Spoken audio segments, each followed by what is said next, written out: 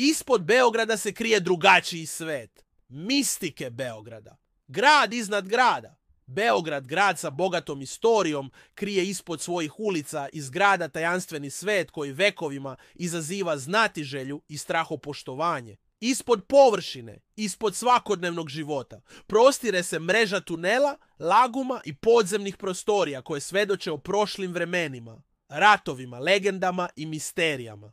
Rimski koreni podzemlja. Još u doba Rimljana Beograd je imao strateški značaj. Rimljani su koristili podzemne prolaze i bunare, od kojih su neki sačuvani do danas. Rimski bunar na Kalemegdanu, iako nikada nije služio kao pravi bunar, već kao cisterna za vodu, jedan je od primjera rimskog inženjeringa koji i dalje izaziva divljenje. Srednjovekovni lagumi i turski uticaj. Tokom srednjeg veka i osmanske vladavine, Beograd je dodatno razvijao svoje podzemne strukture.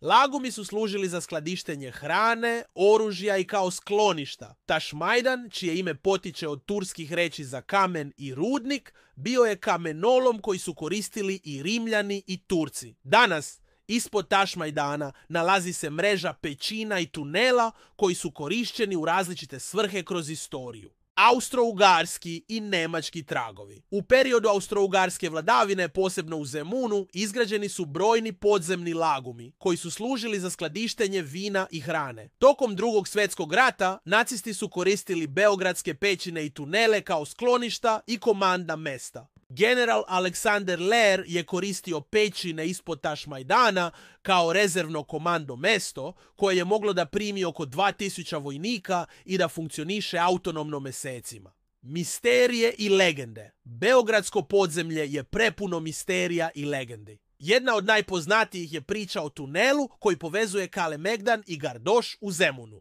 Iako nikada nije potvrđeno postojanje ovog tunela, mnogi veruju da je korišćen za tajne prolaze i bekstva. Također, ispod Prirodno-matematičkog fakulteta nalaze se podzemni prolazi koji vode do obale Dunava, a neki tvrde da ispod očne klinike postoji malo jezero, savremeni podzemni objekti. U novije vreme, Beograd je razvio i moderne podzemne strukture. Vračarski tunel koji povezuje različite delove grada izgrađen je kako bi unapredio železnički saobraćaj. U okviru ovog tunela nalaze se i zaštitni bunkeri kapaciteta do 6400 ljudi koji su izgrađeni tokom hladnog rata. Tajne koje čekaju da budu otkrivene. Beograd ispod Beograda ostaje enigma koja čeka da bude u potpunosti istražena. Njegovi podzemni prolazi, lagumi i pećine svedoče o bogatoj i turbulentnoj istoriji grada. Svaki korak ispod površine otkriva novu priču, novu misteriju i novu priliku za istraživanje.